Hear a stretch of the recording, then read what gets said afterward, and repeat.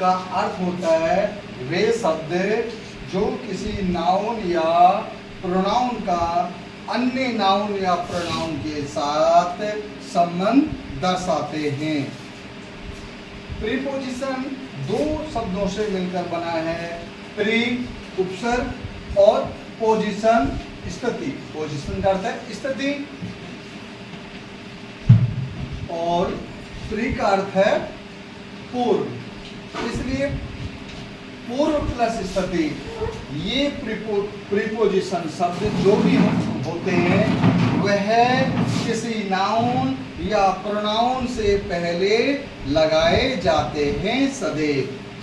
और अब हम आपको बतला रहे हैं ऊपर की अवस्था के बारे में किन किन प्रीपोजिशनों का प्रयोग किया जाता है।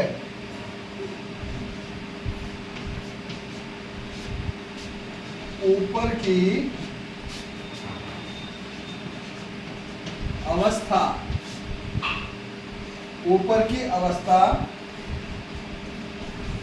बताने वाले प्रीपोजिशन, ऊपर की अवस्था बतलाने वाले प्रीपोजिशन। फॉर एग्जाम्पल पहला प्रीपोजिशन है ऑन, पहला प्रीपोजिशन ऑन। दूसरा ओवर, तीसरा अबव, तीसरा प्रीपोजिशन अबव। और चौथा प्रीपोजिशन है एट। ये चारों प्रीपोजिशन ऊपर की अवस्था को दर्शाते हैं। आज हम इनमें डिफरेंस करके बताने की चेष्टा कर रहे हैं ताकि बच्चे डेफिनेटली राइट आंसर चूज कर सकें कि कहाँ ऑन, कहाँ ओवर, अबव और एट का प्रयोग किया जाता है। तो नंबर 1 ऑन। ऑन का अर्थ होता है ऊपर, ऑन का अर्थ होता है ऊपर। ऑन की दशा में नीचे वाली वस्तु ऊपर वाली वस्तु से बड़ी होगी। ऑन की अवस्था में नीचे वाली वस्तु ऊपर वाली वस्तु से बड़ी होगी, ऊपर वाली वस्तु छोटी होगी।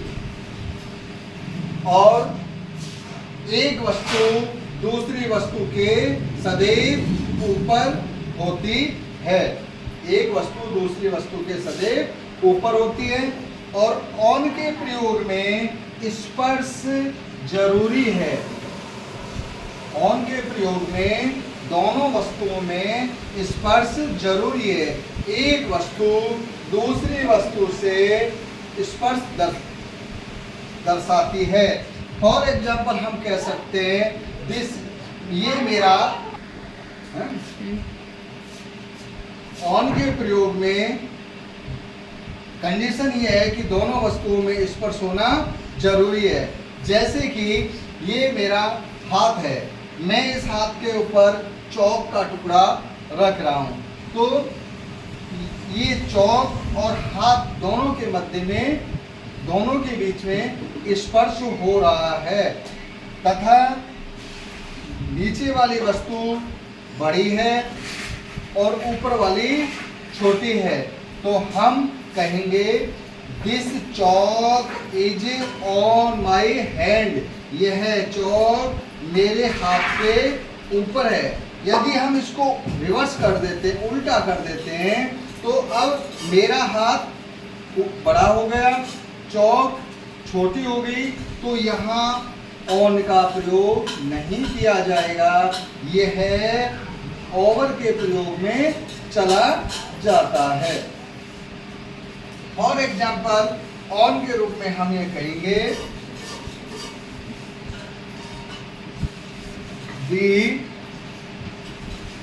the book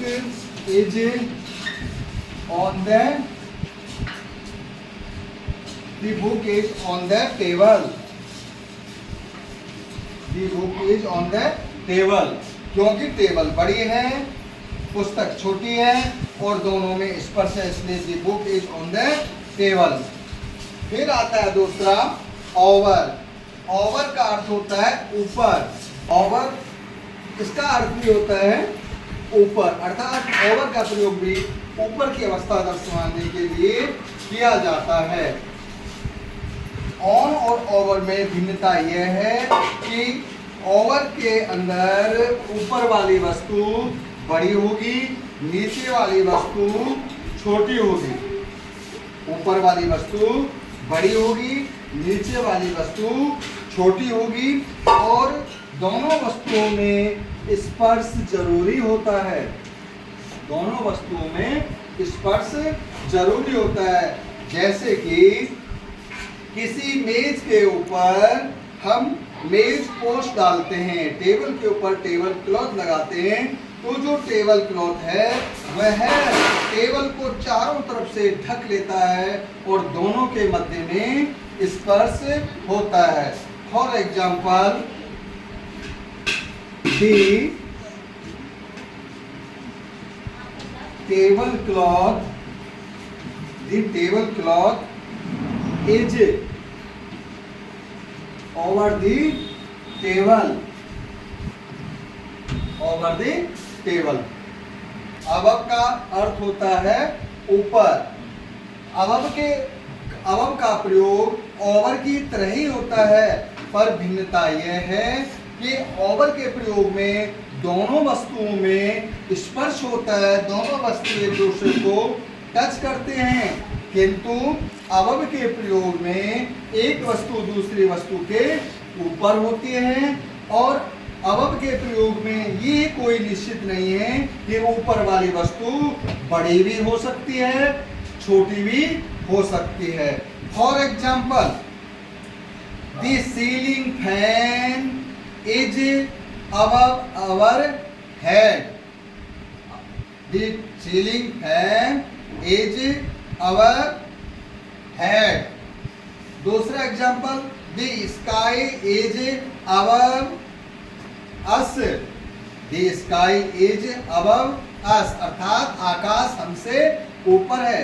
हम दोनों उदाहरणों में देख रहे हैं, सीलिंग फैन और इनमें, कि दोनों में एक दूसरे का स्पर्श नहीं है। स्काई हमसे बड़ा है, चौड़ा है लंबाई क्षेत्रफल में, और सीलिंग फैन छोटा है। इसलिए निष्कर्ष निकला कि अब जहां भी हम प्रीपोजिशन अवयव का प्रयोग करेंगे वहां पे ऊपर वाली वस्तु छोटी भी हो सकती है, बड़ी भी हो सकती है, दोनों में स्पर्श नहीं होगा। जबकि ओवर में स्पर्श होगा, ऊपर वाली वस्तु बड़ी होगी, नीचे वाली छोटी होगी। ऑन में एक दूसरे को स्पर्श करेंगी, ऊपर वाली वस्तु सदैव छोटी होगी, नीचे वाली वस्तु बड़ी होगी। नेक्स्ट आता है एट। एट का प्रयोग एट का प्रयोग पर के रूप में किया जाता है। एट का प्रयोग पर के रूप में, ऊपर के लिए होता है पर के रूप में। अब एट के में क्या है कि एक कोई वस्तु या कोई जानवर या कोई बच्चा किसी स्थान के ऊपर बैठा है, किंतु हम ये नहीं कह सकते, एग्जैक्ट स्थिति नहीं बदला सकते वो बच्चा कहाँ पर बैठा है। जैसे कि हम कहें, the cat is sitting at the road.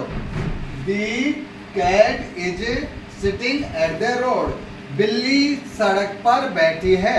बिल्ली सड़क पर बैठी है, हिंदी में उच्चारण आ रहा है पर बैठी है। इसका मतलब क्या हुआ, हमें ये नहीं मालूम कि बिल्ली सड़क के मध्य में बैठी है डामर वाली पे या फुटपाथ की साइड में बैठी है। समझने के लिए मेरे भाइयों बहनों, यदि बिल्ली बीच में बैठी है और कोई वाहन आएगा तो उसे मार के चला जाएगा। इसलिए क्या है, the cat is sitting at the road. वो सड़क के किनारे पर बैठी है। ऊपर का अर्थ है पर आसपास दिशा नहीं बदलाई जाती। यदि कोई बच्चा कहे the cat is sitting on the road, इसका मतलब है बिल्ली बिल्कुल सड़क के मध्य में बैठी है और उसे कोई भी वाहन मार के भी जा सकता है। नेक्स्ट ये तो हो गए ऊपर की अवस्था को दर्शाने वाले शब्द। अब हम नेक्स्ट बतला रहे हैं आपको बिफोर और आफ्टर का प्रयोग। बिफोर और आफ्टर।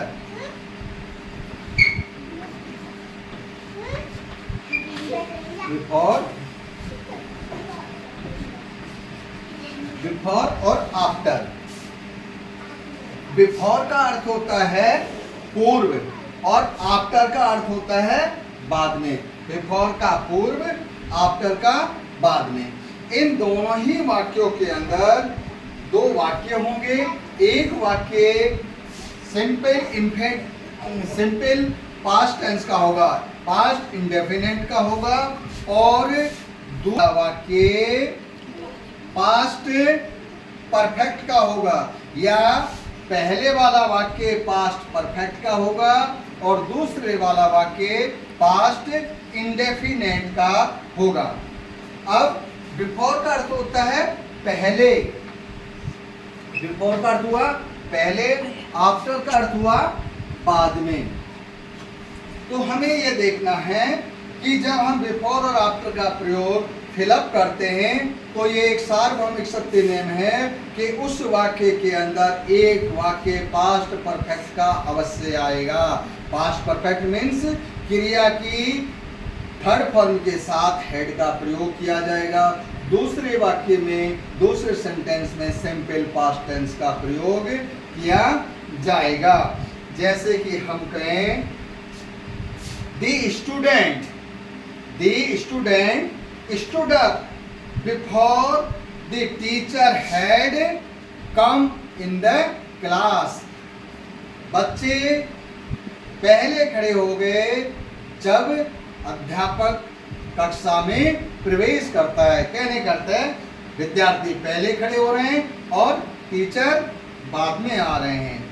ऐसे ही आफ्टर का अर्थ है कि कोई कार्य बाद में किया जा रहा है तो उसमें हेड के साथ थर्ड फॉर्म का प्रयोग किया जाएगा पास्ट परफेक्ट का। जैसे the train had gone after the Suresh came। the train had gone after the Suresh came या after the Suresh reached the railway station। अर्थात गाड़ी जा चुकी थी, उसके बाद सुरेश रेलवे स्टेशन पर आया। इसके बाद हम आपको बता रहे हैं फ्रॉम और टू।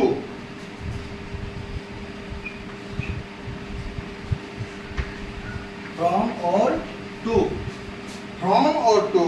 फ्रॉम और टू दोनों ही संबंधवाचक शब्द, दोनों ही प्रीपोजिशन स्थान को दर्शाते हैं।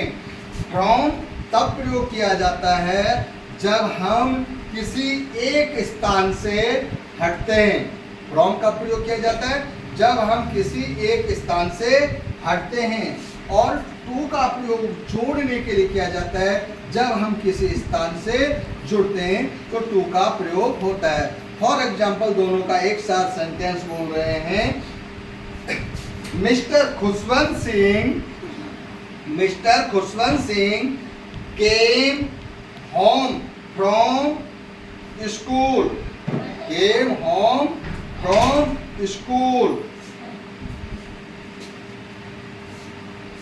For example Kanishka Tomar went from home to school। Yogita Tomar came from coaching center to her house। That's all। Preposition है इन और एट। हम इन और एट का प्रयोग स्थान के बारे में बता रहे हैं। इन दोनों का प्रयोग स्थान से पहले किया जाता। इन दोनों का प्रयोग स्थान के लिए किया जाता है। इनका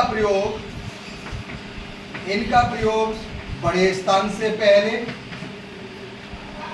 इनका प्रयोग बड़े स्थान से पहले किया जाता है और एट का प्रयोग छोटे स्थान से पहले किया जाता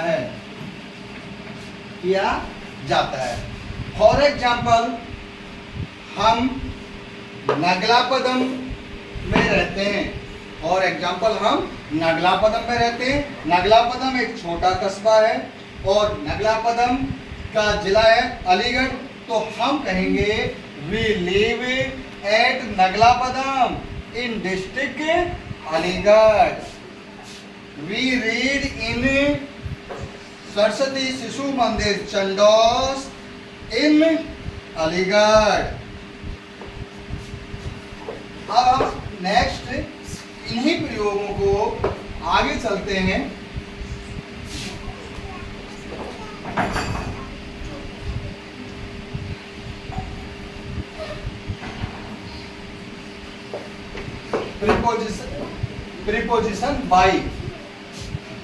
प्रीपोजिशन बाई का प्रयोग घड़ी का समय दर्शाने के लिए किया जाता है। प्रीपोजिशन बाई का प्रयोग घड़ी का समय दर्शाने के लिए किया जाता है। जैसे Khushwant Singh asked to Kritika Singh what is time by your watch. Khushwant Singh Tomar ने कृतिका सिंह तोमर से पूछा आपकी घड़ी में क्या समय हो रहा है। या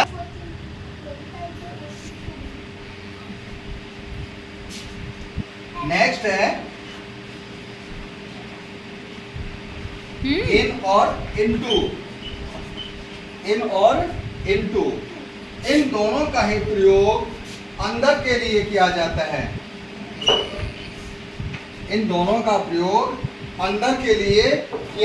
है। इनका प्रयोग स्तर अवस्था में किया जाता है जब कोई हलचल नहीं होती और इनटू का प्रयोग गतिशील अवस्था में किया जाता है। For example, we can say that we are the citizen of India. We are the citizen of India. We live in India. हम भारत में रहते हैं। इनटू का प्रयोग गतिशील अवस्था में प्रयोग किया जाता है। For example, the cat came into the room. The cat came into the room अर्थात बिल्ली चल के कमरे में आई। इसके बाद नेक्स्ट प्रीपोजिशन आता है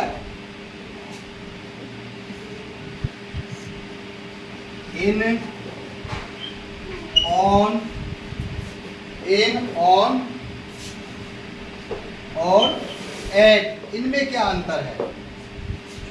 इन और एट, इनका प्रयोग अंदर के लिए किया जाता है, ऑन का प्रयोग ऊपर के लिए किया जाता है, एट का प्रयोग पर के रूप में किया जाता है जिसमें कोई फॉर और सिंस। फॉर और सिंस का प्रयोग समय के लिए किया जाता है। फॉर और सिंस का प्रयोग समय के लिए किया जाता है। फॉर का प्रयोग ऐसे समय के लिए किया जा सकता है जिस समय को हम गिन सकते हैं। जैसे कि हम कहें सुबह 2 से दोपहर 12 बजे तक को हम गिन सकते हैं। और यदि हम कहें सुबह से तो हम इसे गिन नहीं सकते। सेंस का प्रयोग ऐसे समय के लिए किया जाता है जिसे हम गिन नहीं सकते किंतु एक निश्चित अवधि को बतलाता है। For example, we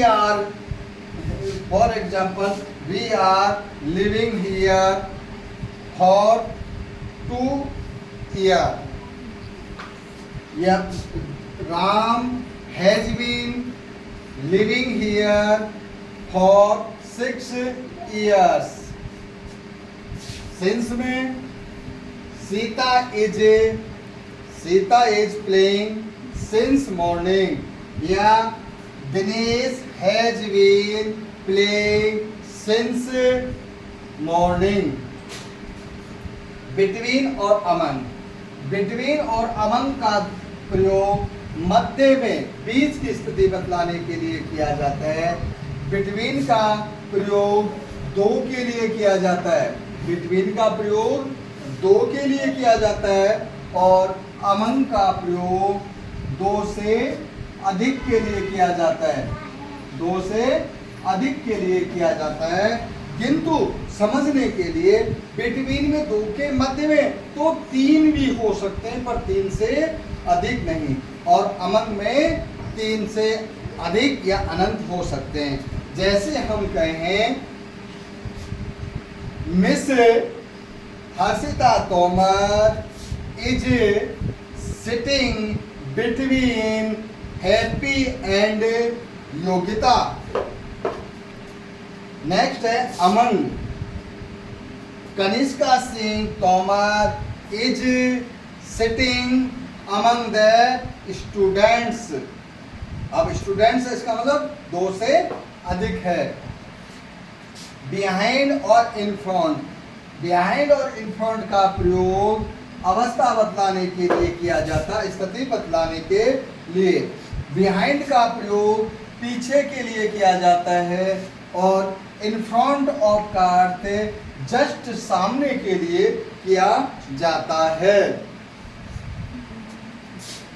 Ram is standing behind Sita. Ram Sita के पीछे, राम सीता के पीछे खड़ा हो रहा था।